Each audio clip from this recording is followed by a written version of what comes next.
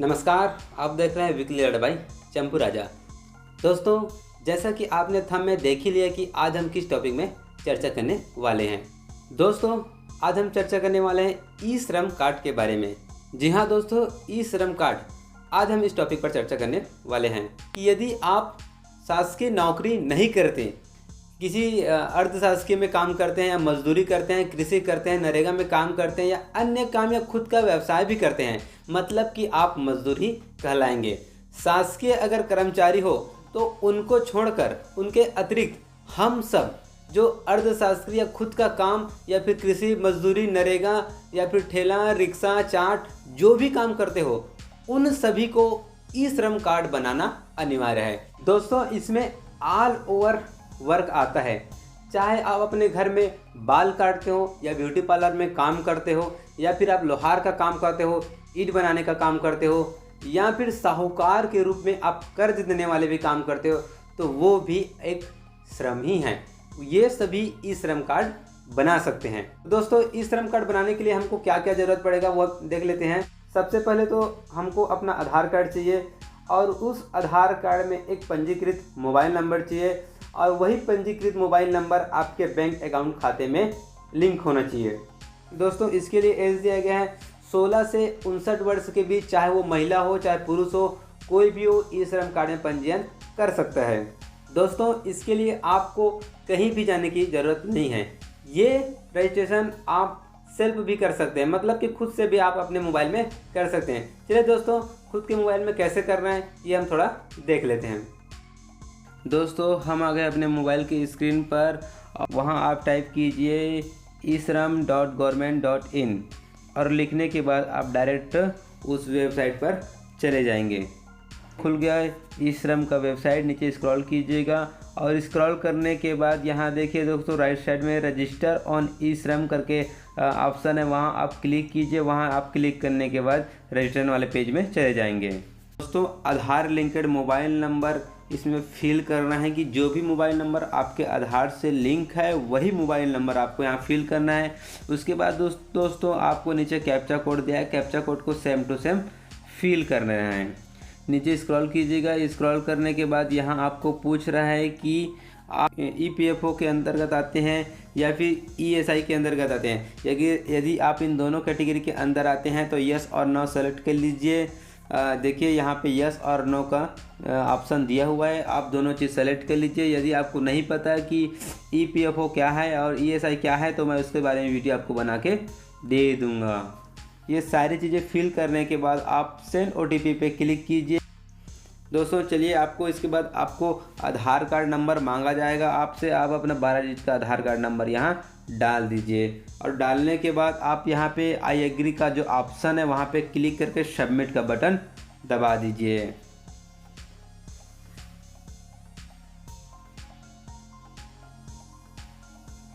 ये आपके पंजीकृत मोबाइल नंबर पर OTP चला गया है। OTP जैसा ही आएगा आपको यहाँ पे फिल करना होगा। OTP आ गई हमारा, हमने यहाँ पे फिल कर दिया। जैसा ही आप OTP फिल करेंगे वहाँ आपकी सारे डिटेल यहाँ पे शो कर देंगे। जैसे कि देखो यहाँ पे मेरे सारे डिटेल यहाँ पे शो कर दिया गया है। इसमें आपका नाम, date of birth, gender, address और location, district, state, pin code, country और आपका बैंक डिटेल, जो खाता बंद है कि चालू है वो भी आपको दिखा देगा। उसके बाद आपको 7 कंटिन्यू पर क्लिक करना है और आगे बढ़ जाना है। आगे बढ़ने के बाद आप स्क्रॉल कीजिए और स्क्रॉल करने के बाद यहाँ पे आपको पर्सनल इन्फॉर्मेशन में पूछा जा रहा है रजिस्टर्ड मोबाइल नंबर। यहाँ पे जो आधार में लिंक मोबाइल नंबर होगा वो ऑटोमेटिक यहाँ पे डिटेक्ट कर लेगा। उसके बाद यदि आप अतिरिक्त मोबाइल नंबर देना चाहते हैं, इमरजेंसी मोबाइल नंबर देना चाहते हैं तो यहाँ पे आप दे सकते हैं। उसके बाद आपको अपना ईमेल ID फिल करना होगा। ईमेल ID फिल करने के बाद आपको आपका मैरिज स्टेटस भरना होगा। यदि आप विवाहित हैं तो विवाहित कर दीजिए, अगर नहीं है तो नहीं करिए। मैरिड अनमैरिड क्या देख लीजिए। उसके बाद आप अपना फादर का नाम भर दीजिए, ये भरना आपको अनिवार्य है। उसके बाद आता है आपका सोशल कैटेगरी, मतलब कि आप कौन सी जाति में आते हैं, SC ST OBC और जनरल कौन से कैटेगरी में आते हैं वो आप सेलेक्ट कर लीजिए। उसके बाद आता है सोशल कैटेगरी सर्टिफिकेट, यदि आप देना चाहते हैं तो दे सकते हैं।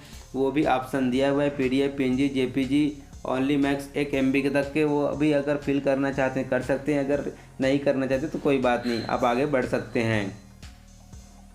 आगे बढ़ने के बाद आपको आपका ब्लड ग्रुप पूछा जाएगा, आपका जो भी ब्लड ग्रुप है यहाँ पे सेलेक्ट कर लीजिए। मैं अपना बी पॉजिटिव ग्रुप सेलेक्ट कर लेता हूँ।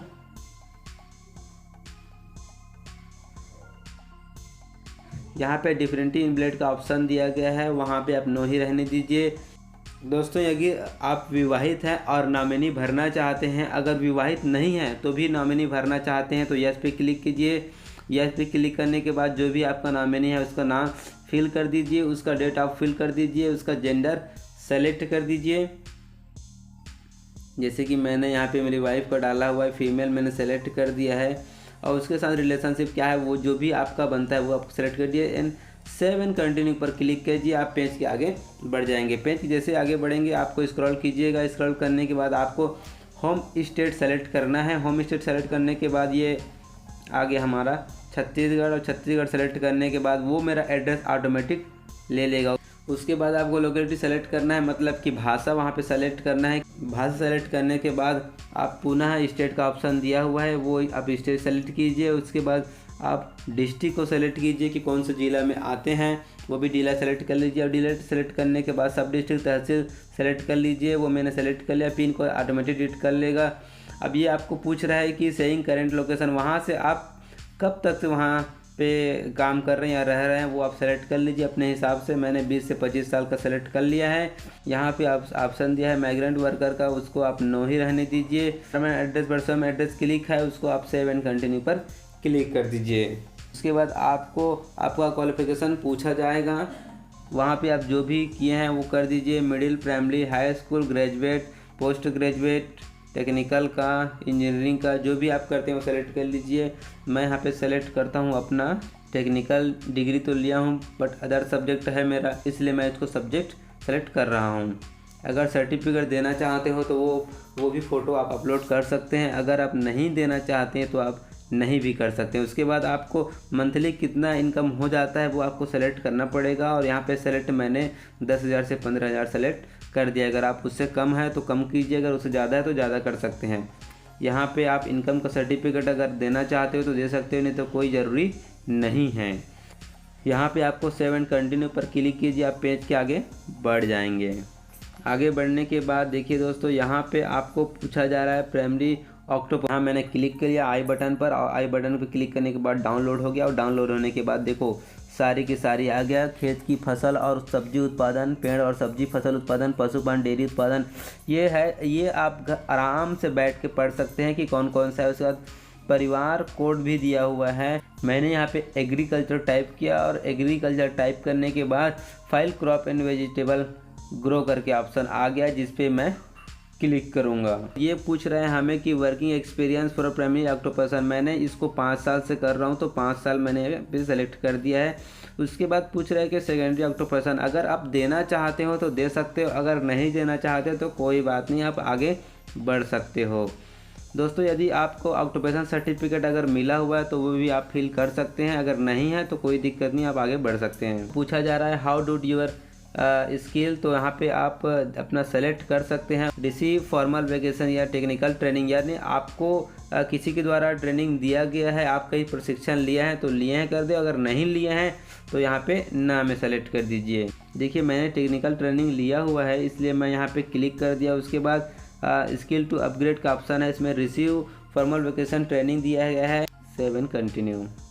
यहाँ पे आपको आपका बैंक अकाउंट डिटेल पूछा जा रहा है। यदि आप बैंक आगे आपका आधार नंबर आपके बैंक में लिंक है तो वो ऑटोमेटिक बता देगा। और देखिए मेरा आधार नंबर बैंक में लिंकेड है, वो आपको दिखा रहा है state bank of India register with account number. अगर देना चाहते हो तो वो क्लिक कीजिए, अगर नहीं देना चाहते हो तो नो पर क्लिक रहने दीजिए।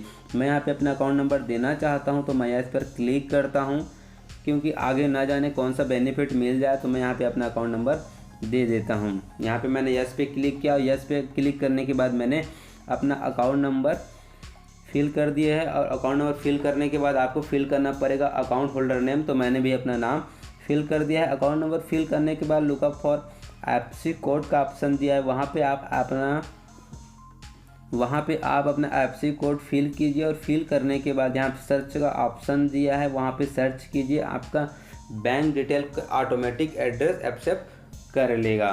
देखिए यहाँ पे आ गया बैंक का नाम, बैंक का ब्रांच, उसके बाद सेव एंड कंटिन्यू पर क्लिक कीजिए।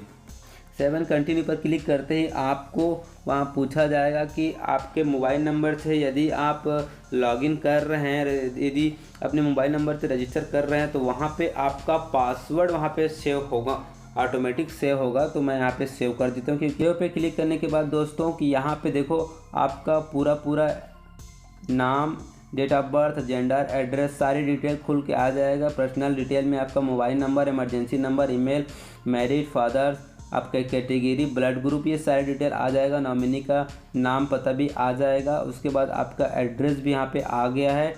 देखते दोस्तों अब यहाँ पे सारी चीज़ें यहाँ पे आपको शो कर देगा क्योंकि आपका कार्ड बनने को तैयार है। एक क्लिक करने का ऑप्शन दिख रहा है, वो आप क्लिक कर दीजिए क्योंकि ये उनकी रूल है, उसको आपको फॉलो करना ही पड़ेगा। उसके बाद आप सबमिट का बटन क्लिक कर दीजिए।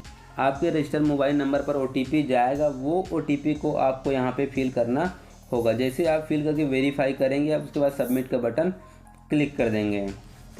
जैसे ही आप सबमिट का बटन क्लिक करेंगे आपका ई श्रम कार्ड बन के तैयार हो गया। देखिए सबसे ऊपर में आपको ऑप्शन मिल रहा है डाउनलोड UNA कार्ड।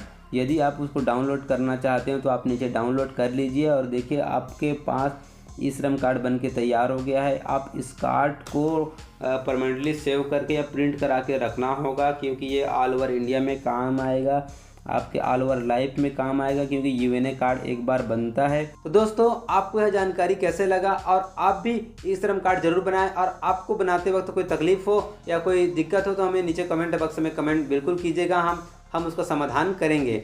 तो दोस्तों आज के लिए बस इतना ही, फिर मिलते हैं एक नया वीडियो में। तब तक के लिए हमारे चैनल को सब्सक्राइब करें, लाइक कीजिए और दोस्तों के साथ शेयर करें। Thank you for watching.